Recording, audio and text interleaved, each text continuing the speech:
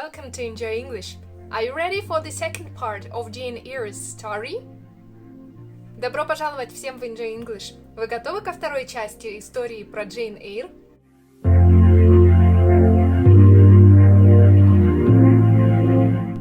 I want to remind you that today we are gonna work with your listening skills, reading comprehension skills, as well as build up your vocabulary. Хочу напомнить вам, что сегодня мы поработаем с вашими навыками аудирования, а также поработаем с вашим словарным запасом.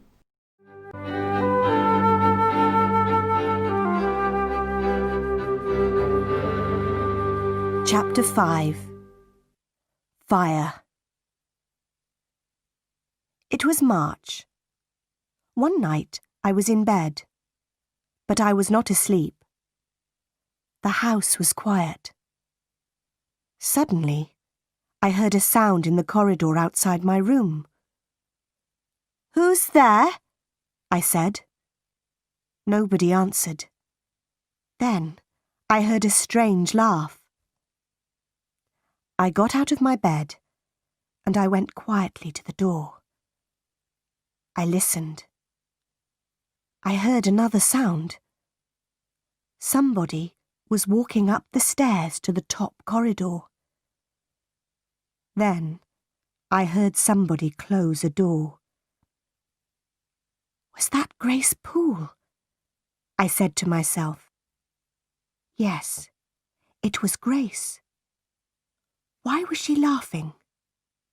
And why is she walking in the house at night? Is she mad? I must tell Mrs. Fairfax about this. I will speak to her now. I put on some clothes and I opened the door. There was a candle on the floor outside my room. The candle was burning. There was thick smoke in the corridor. I went into the corridor. I looked around me. The door of Mr. Rochester's bedroom was open, and the smoke was coming from Mr. Rochester's room. I ran into the room. "Wake up, sir!" "What happened, Jane?" "There was a fire, sir. Grace Poole tried to kill you." "Stay here, Jane. Open the window. I'll go upstairs." I sat in a chair by the window. Time passed. At last, Mr. Rochester returned. "Please don't worry, Jane," he said. "Grace Poole is a strange woman, but she won't hurt anybody tonight." I stood up. "Good night, sir," I said. Mr. Rochester held my hand. He looked at me, and he smiled. "Thank you, my dear friend," he said. "You saved my life tonight, Jane." "Good night, sir," I said again. I went back to my bed. I was very tired, but at first I could not sleep. Suddenly, I understood something. I loved Mr. Rochester. He had smiled at me. He had held my hand. Did he love me? I did not know. But I thought about Mr. Rochester for a long time. I did not see Mr. Rochester the next day. He did not send for me. In the evening, I went down to Mrs. Fairfax's sitting room. The housekeeper was looking out of the window. "The weather has been good today," Mrs. Fairfax said. "Mr. Rochester had a good day for his journey." "His journey? Where has he gone?" I asked. I was surprised. "He has gone to Ingram Park," Mrs. Fairfax replied. "Mr. Rochester will stay there for a week or more. He has many friends. All his friends will be at Ingram Park this week." Will there be any ladies at Ingram Park? I asked. Yes, Mrs. Fairfax said. There will be many ladies there. Miss Blanche Ingram will be there. Mr. Rochester has known her for many years. Is Miss Ingram beautiful? I asked. She is very beautiful, Mrs. Fairfax said. Will Mr. Rochester marry her? I asked. Mrs. Fairfax smiled. I don't know, Miss Eyre, she replied. I don't know. I was very unhappy. I went up to my bedroom. I looked in my mirror. Jane Eyre, I said to myself, you are not pretty, and you are poor. Mr. Rochester will never marry you. He will marry Miss Blanche Ingram. She is a rich lady. You are a poor governess. Forget Mr. Rochester, Jane Eyre. Forget him.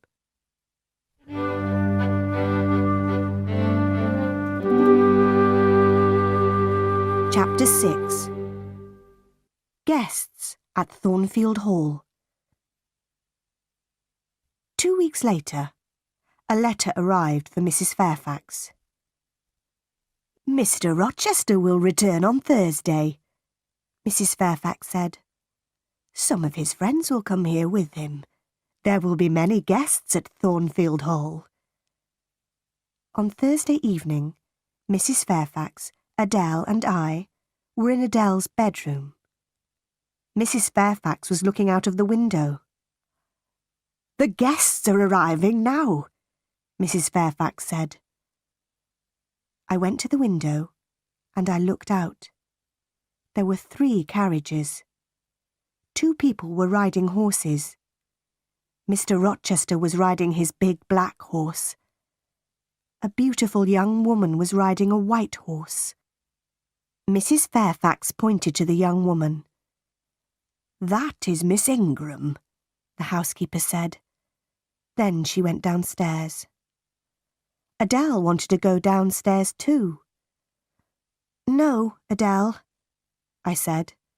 We cannot go downstairs tonight. Mr. Rochester is talking to his guests. The next day, Mrs. Fairfax came into the schoolroom. Mr. Rochester wants you to meet his guests tonight, Miss Eyre, she said. Adele must meet them too. Later, Adele and I went quietly into the sitting room. And soon, 8 ladies came into the room. One of them was tall, dark, and very beautiful. She was Blanche Ingram. Adele ran towards her. Good evening, beautiful lady, she said in French. What a pretty little girl, Blanche Ingram said. Miss Ingram spoke to the other ladies, and she spoke to Adele, but she did not speak to me. Half an hour later, the gentleman came into the room. I looked at Mr. Rochester.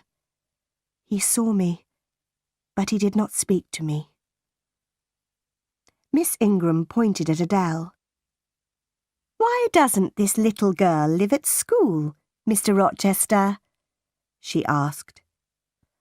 Adele learns her lessons at home, Mr. Rochester replied. She has a governess. Oh, yes, that small woman by the window, Miss Ingram said. I had many governesses. I hated all of them. They were all ugly and stupid.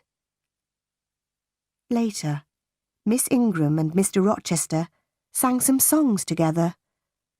Mr. Rochester had a fine voice. I listened to the songs. Then I left the room. Mr. Rochester followed me. What is wrong, Jane? He asked.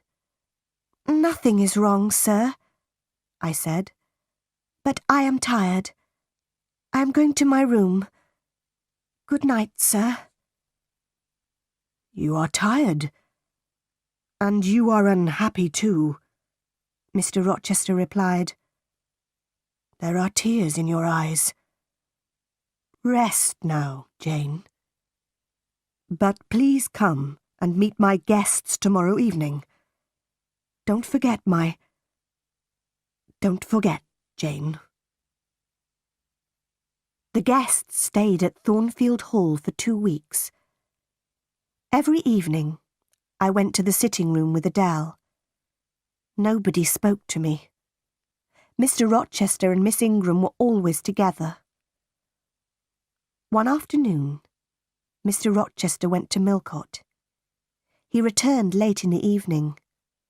I met him at the front door. Another guest has arrived, sir, I told him. His name is Mr. Mason. He has come from the West Indies. Suddenly, Mr. Rochester's face was pale. He held my hand tightly. Mason. The West Indies. Mason, he said. Are you ill, sir? I asked. Jane, my little friend. I've had a shock, he said. Bring me a glass of wine, please. I went quickly to the dining room. I returned with a glass of wine, and I gave it to Mr. Rochester. What are my guests doing? He asked. They are eating and laughing, sir, I replied. Mr. Mason is talking to the other guests. One day they will all hate me, Mr. Rochester said. Now go into the dining room again. Tell Mason to meet me in the library. I gave Mr. Mason the message. Then I went to my bedroom. I got into my bed. Later, I heard Mr. Rochester coming up the stairs with Mr. Mason. They were laughing and talking. Soon, I was asleep.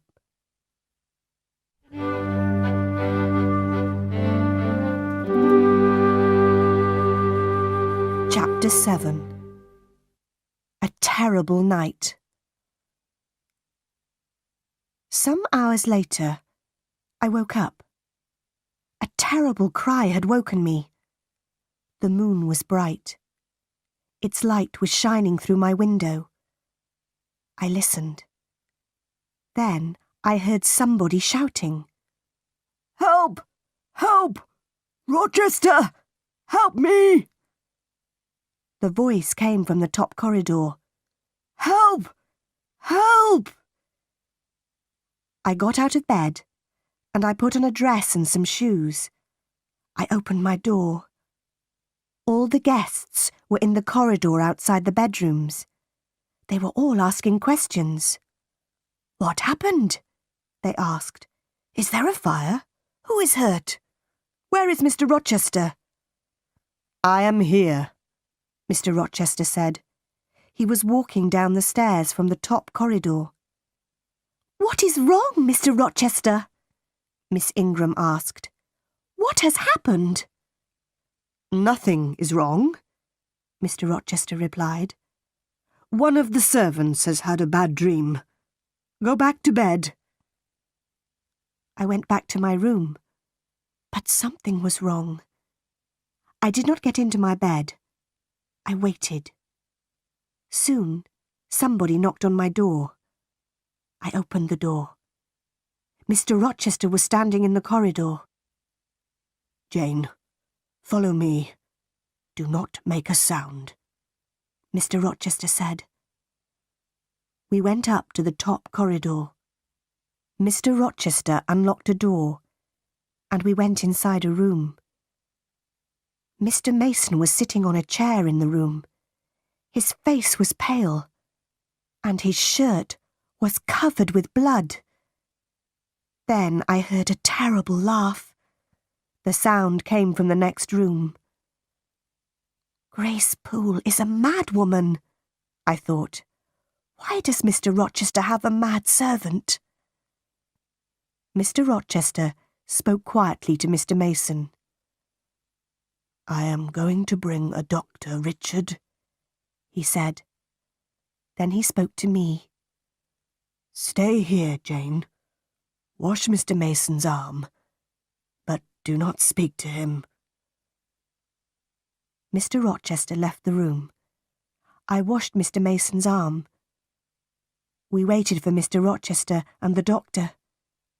Mr. Mason did not speak to me, and I did not speak to him. After 2 hours, Mr. Rochester returned. The doctor was with him. The doctor looked at Mr. Mason's arm. She bit me, Mr. Mason said. I came up here. I wanted to see her.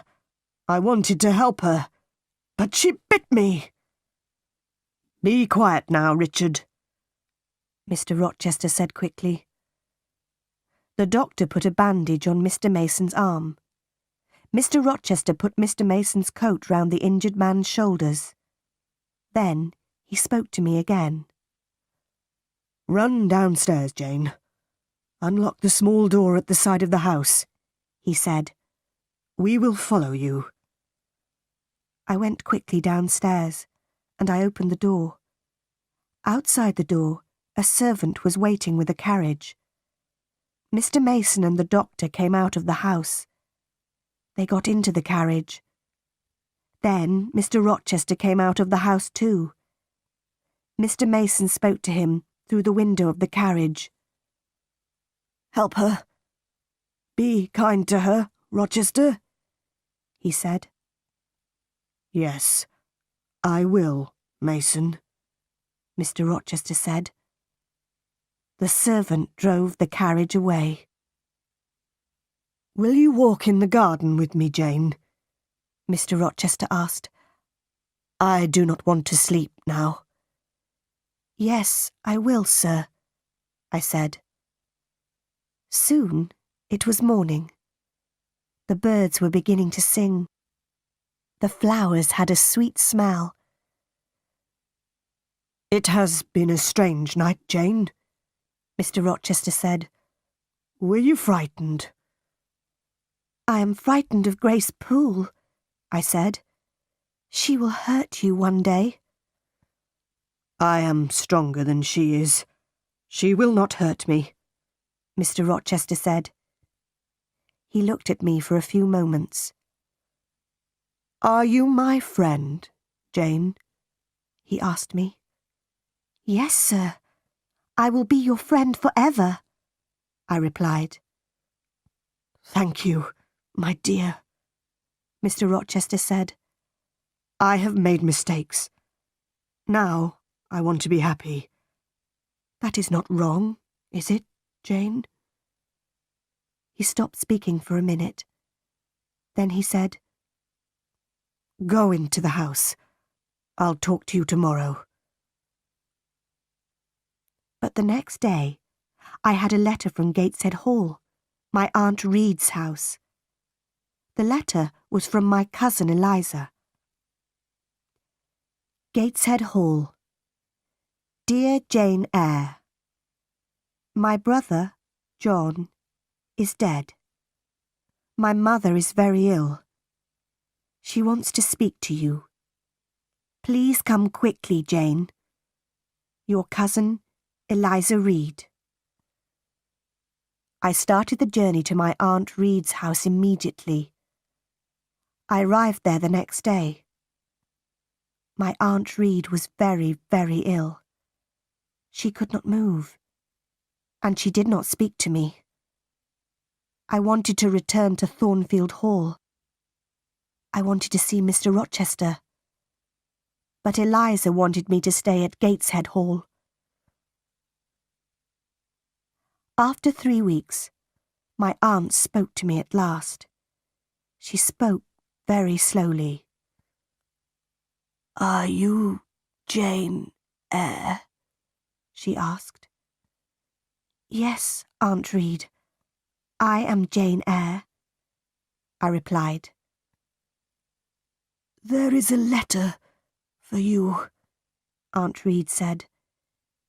It is in my desk.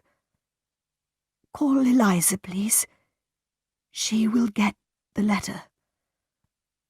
Eliza came into the room. She opened the desk and she gave me a letter. "Read the letter, Jane," my aunt said. The letter had come from Madeira, but it was 3 years old. Madeira, October 1831. Dear Madam, I am Jane Eyre's uncle. I am a very rich man. I have no children. One day, Jane will have all my money. Tell her about me. She must write to me. John Eyre. "I answered that letter," Aunt Reed said. "I hated you, Jane. I did not want you to have your uncle's money. I wrote to John Eyre. I wrote, 'Jane Eyre is dead. She died at Lowood School.' I am sorry, Jane. I was wrong." Mrs. Reed died that night. I left Gateshead Hall a few days later. I took my uncle's letter with me. Mr. Rochester met me at Thornfield Hall. "Welcome back to my house," he said. "This is your home, Jane." "Thank you, sir," I said. "I am very happy here." Mr. Rochester's guests had left. No other visitors came to Thornfield Hall. Every day, Mr. Rochester and I talked together. And every day, I loved him more.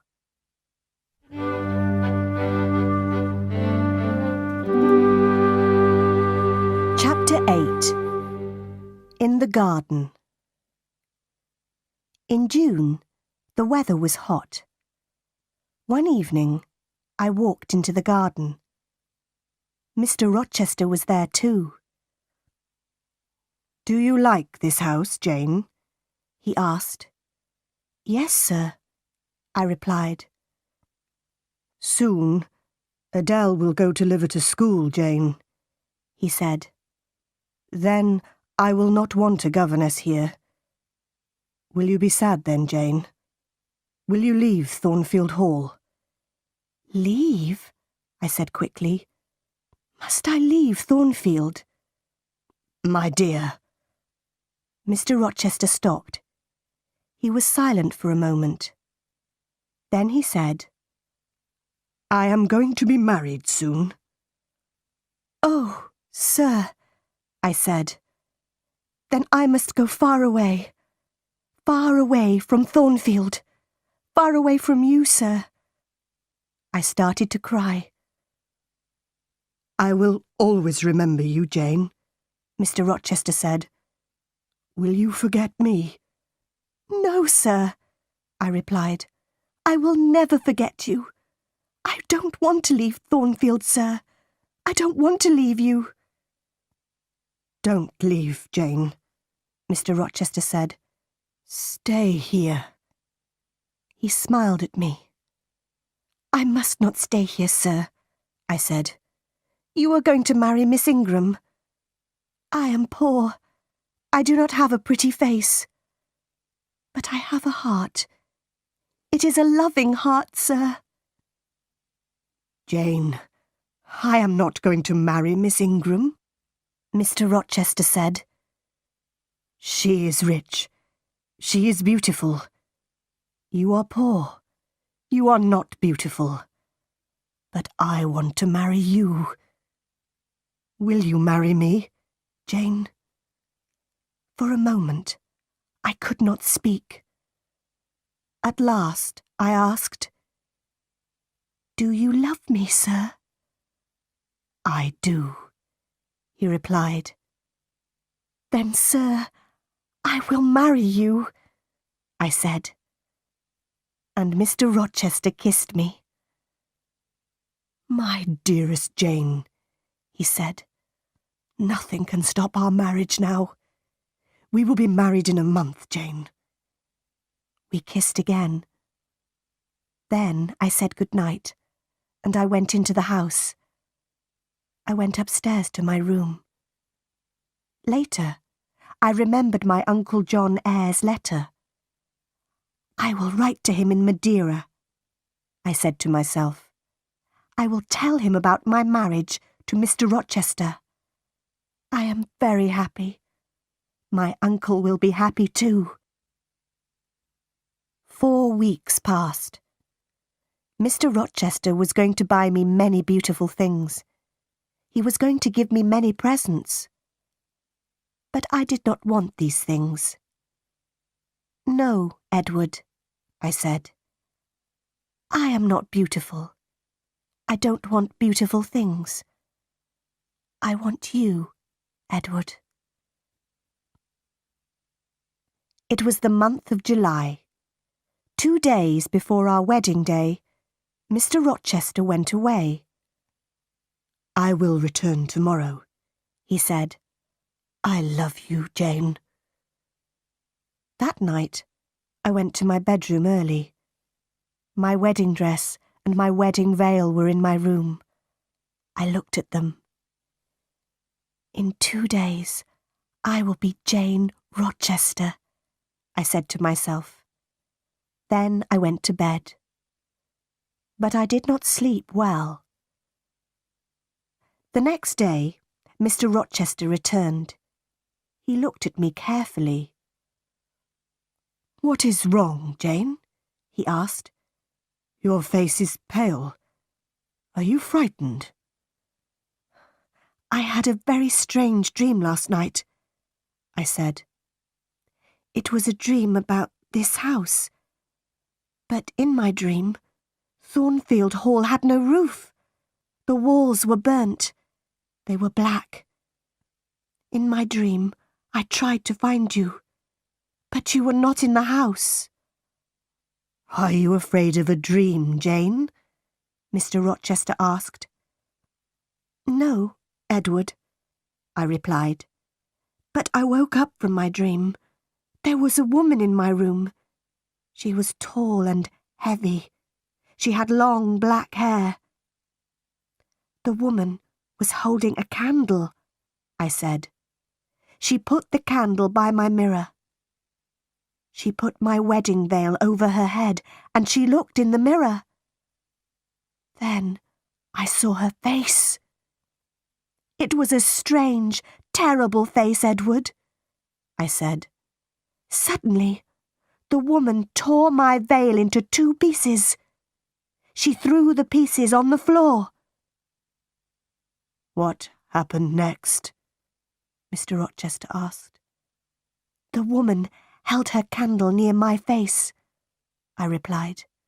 She looked at me, and she laughed. Then she went away.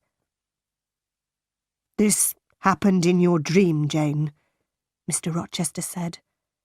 It did not happen in my dream, Edward, I said.